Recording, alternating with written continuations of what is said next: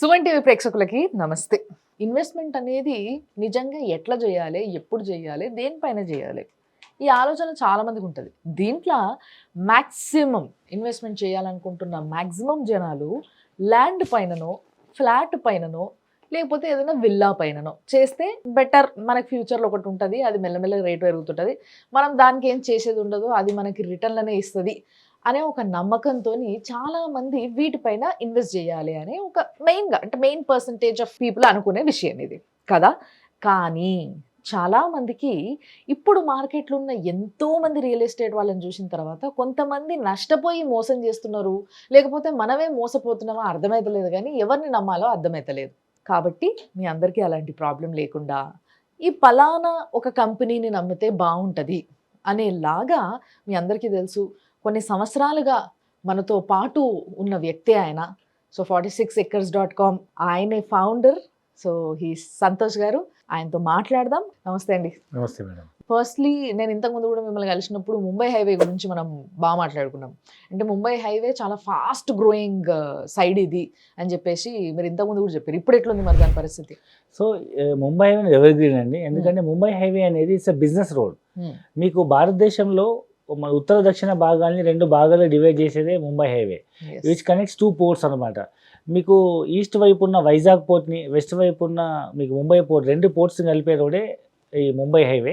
ఈ ముంబై హైవేలో ఇటు ఏషియన్ కంట్రీస్ నుంచి రా మెటీరియల్ ఇంపోర్ట్ చేయాలన్నా, ఎక్స్పోర్ట్ చేయాలన్నా, లేదా ఇటు యూరోప్ కంట్రీస్కి ఏదైనా ఇంపోర్ట్ ఎక్స్పోర్ట్ చేయాలన్నా ఈ నార్త్ ఇండియా నుంచి కానీ సౌత్ ఇండియా నుంచి కానీ ఈ రోడ్ ఎక్కాల్సిందే. సో ముంబై హైవేకి మీవి ఏం వెంచర్స్ ఉన్నాయి, దాని చుట్టుపక్కల రాబోతున్న డెవలప్మెంట్స్ ఏంటి అసలు? మన సీఎం రేవంత్ రెడ్డి గారు కొత్తగా వచ్చే RRR వరకు ఉన్న మొత్తాన్ని మనకు జిహెచ్ఎంసీలో విలీనం చేస్తున్నారు కాబట్టి, సో ఇవాళ మనం RRR దగ్గర కొనుక్కున్న ల్యాండ్ కూడా విచ్ కమ్స్ అండర్ హైదరాబాద్ లిమిట్సే. దాని తర్వాత వచ్చింది ఇప్పుడు కొత్తగా ప్రపోజ్ అయిన నీమ్స్, NIMZ.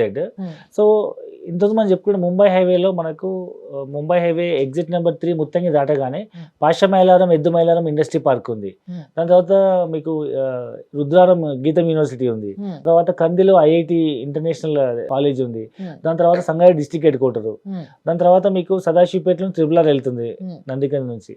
అట్లా మన డెవలప్మెంట్ చూసుకుంటూ పోతే చాలా ఇది BVR మెడికల్ కాలేజ్ ఉంది, పెన్నార్ ఇండస్ట్రీ ఉంది, 70-80 మంది పనిచేసే MRF టైర్ ఫ్యాక్టరీ ఉంది, గణేష్ షుగర్ ఫ్యాక్టరీ ఉంది, అండ్ పిరమిల్ ఇండస్ట్రీ ఉంది, ఓక్సన్ బిజినెస్ స్కూల్ ఉంది, అండ్ మీకు మహీంద్రా ఫ్యాక్టరీ ఉంది.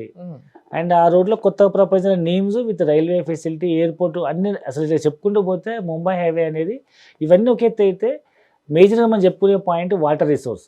హైదరాబాద్ చుట్టుపక్కల ఎక్కడ కూడా న్యాచురల్ వాటర్ రిసోర్స్ లేదు. ఒకప్పుడు మూసీ నది ఉండేది, మనం దాన్ని ఖరాబ్ చేసేస్తాము. సో ఇప్పుడున్న ఏకైక వాటర్ సోర్స్ హైదరాబాద్కి మనకు Manjira river, natural water resource. ఆ మంజీరా రివర్ మనకు ముంబై హైవేలో జహీరాబాద్ నుంచి వస్తుంది. దానిపైన సింగూర్ డ్యామ్ ఉంది.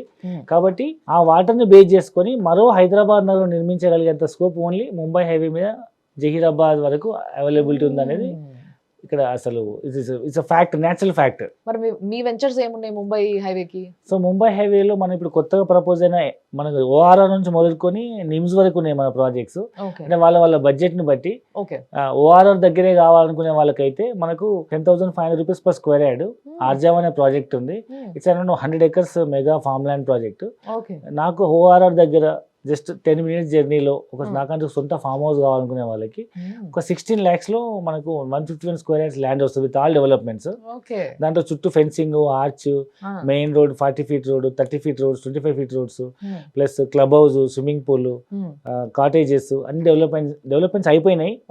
అండ్ ఒక temple construction under construction stage లో ఉంది. ఇప్పుడు phase 1 అయిపోయింది, phase 2 లాంచ్ చేస్తున్నాం. ఇలా మాక్సిమం డాక్టర్సే కొనుక్కున్నారు. సో 16 లక్షలు ల్యాండ్ వస్తుంది, 5 లక్షల్లో కంటైనర్ హౌస్ వస్తుంది, మ్యాక్స్ 20-25 లక్షల్లో మంచి ఫామ్ హౌస్ కన్స్ట్రక్ట్ చేసుకోవచ్చు. సో ఇంత కంపల్సరీ కొనుక్కోవాలని ఏమైనా ఉందా? మినిమం 151 square yards, మినిమం 151, ఇంచుమించు 16 lakhs లో వస్తుంది plot and surrounded by full developments. Wonderful sir, thanks a lot. నిజంగా మీరు వచ్చినందుకు సంతోషం మాకు కూడా. తప్పకుండా మళ్ళీ కలుద్దాం. Thank you. చూస్తూనే ఉండండి సుమన్ టీవీ.